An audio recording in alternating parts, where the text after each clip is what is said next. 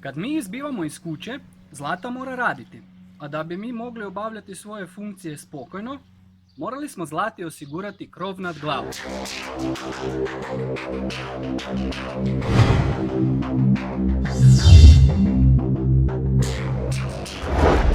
Pošto se punjač mora nalaziti na suhom mjestu, zaštićen od vremenskih neprilika, A mi smo prije samog postavljanja kosilice o tome vodili računa i smjestili ga u podrum.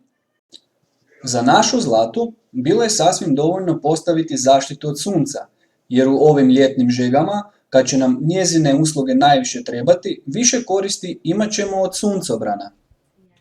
Dok ćemo za povremene ljetne pljuskove Zlati izgraditi nadstrešnicu.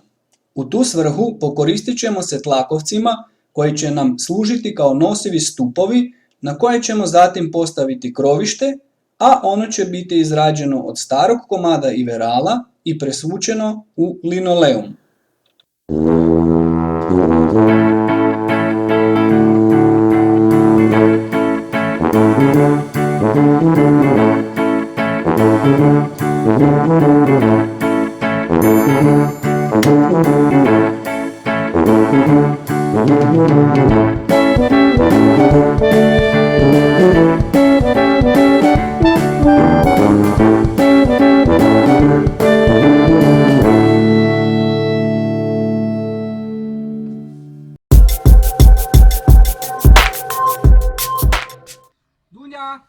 Dunja, hoj gled, gotov sam.